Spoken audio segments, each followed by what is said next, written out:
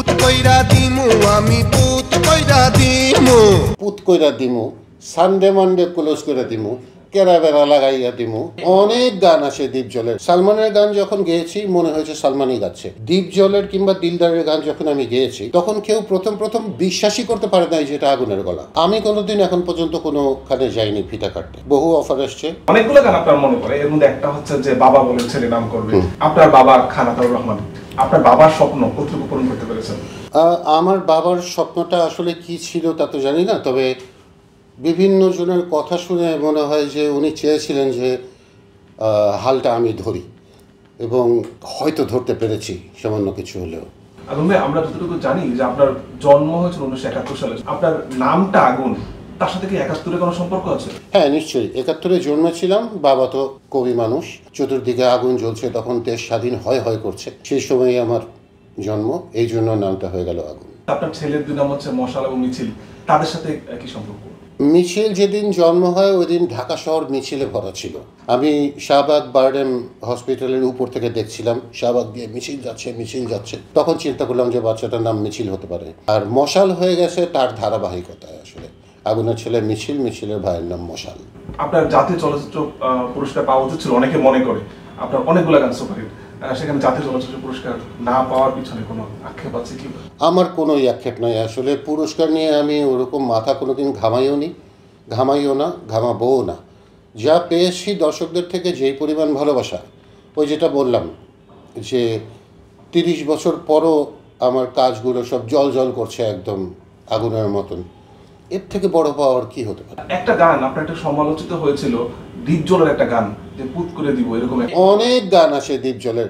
পুত কইরা দিমু, সানডে মানডে ক্লোজ করে দিমু, কেরা বেড়া লাগাইয়া দিমু, আরও খুঁজলে অনেক পাওয়া যাবে। কিন্তু সেটা কি আগুন? না, সেটা আগুন না, সেটা দীপজল। কিন্তু সালমানের গানের ক্ষেত্রে যদি বলা হয় এটা কি আগুন নাকি, তখন বলা হবে হ্যাঁ এটা আগুন। সালমানের গান যখন গেয়েছি মনে হয়েছে সালমানই গাচ্ছে। দীপজলের কিংবা দিলদারের গান যখন আমি গেয়েছি তখন কেউ প্রথম বিশ্বাসই করতে পারে নাই যে এটা আগুনের গলা।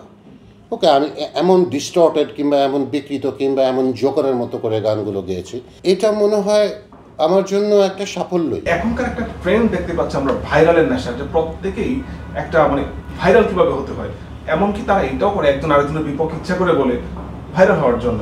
এই ভাইরালের নেশাটা আপনি কিভাবে দেখছেন? আমাদের সময় যে জিনিসটা ছিল শ্রোতাপ্রিয়তা কিংবা জনপ্রিয়তা, সেটারই একটা আপডেটেড ওয়ার্ড এসছে ভাইরাল হতে দোষ নাই, কিন্তু এমন কিছু দিয়ে ভাইরাল হয়ে জীবনের প্রাপ্তি কোথায় গিয়ে দাঁড়াবে সেটা আমার কাছে একেবারেই বোধগম্য নয়। এই ছেড়ে তুই চুপ কইরা কেন ক, তুই কইলেও আমি কমু হ, এইটা তো গান হতে পারে না। ওকে, হতে পারে ফিল্মের গান হতে পারে এটা, ওকে, সেই রকমই একটা মানে দিলদারের গান হতে পারে এটা। ওই ছেড়ে তুই চুপ কইরা কেন ক, তুই হ কইলেই আমি কমু হ। এই জায়গাটায় যখন চলে গেছি অডিও ইন্ডাস্ট্রির মধ্যে, এগুলো তো অনভিপ্রেত একেবারে। কিন্তু আমরা দেখি যে এখন অনেক সেলিব্রিটি নায়িকারাও তারা ভাইরাল হতে চায় একটা কারণে, যে তারা ওই যে উদ্বোধন করতে চায়, দোকান উদ্বোধন, যেটা আমরা বাংলায় আরেকটা কথা হচ্ছে ফিতা কাটতে চাই। এই নেশাটা আপনি কিভাবে দেখেন, যে ফিতা কাটার জন্য ভাইরাল হতে চাওয়া? আমি কোনোদিন এখন পর্যন্ত কোনোখানে যাইনি ফিতা কাটতে।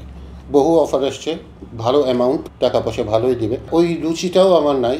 হয়তো কোনো দিন কাটবো, ভীষণ অভাবে পড়ে গেলে হয়তো ফিতা কাটতে যাব। এছাড়া আমার এইগুলো আমার কেন 90 দশকের যারা আছে এদের এই জিনিসগুলো স্যুট করে না। আমরা কয়েক বছর আগে একটা জিনিস শুনেছিলাম, সদ্য মামুনুর রশিদ বলেছিলেন যে বাংলাদেশের অনেকেই রুচির দুর্ভিক্ষে ভুগছে। বাবা রে বাবা, একটা মারাত্মক একটা কথা। স্বশিক্ষিত হতে হবে একটা জাতিকে। আমরা যেভাবে শিক্ষার অভাবে ভুগছি, শিক্ষা মানে কিন্তু গ্র্যাজুয়েশন করলাম, এই করলাম, সেই করলাম, নট দ্যাট। শিক্ষা মানে মরালিটি। আমার ভিতরে একটা মরালিটি বোধ তো প্রত্যেকটা মানুষের আছে, সেটা আমাকে কত কাজ করতে অ্যালাউ করে, সেই মার্জিনটা যদি আমি না জানি, আমি যদি আজকে এরকম প্রশ্নের সম্মুখীন হই, বলেন তো পরিমণি নাকি অমুক, কাকে আপনি ভালোবাসেন কিংবা পছন্দ করেন, এগুলো কি প্রশ্নের পর্যায়ে পড়ে? কিন্তু কেন হচ্ছে এরকম?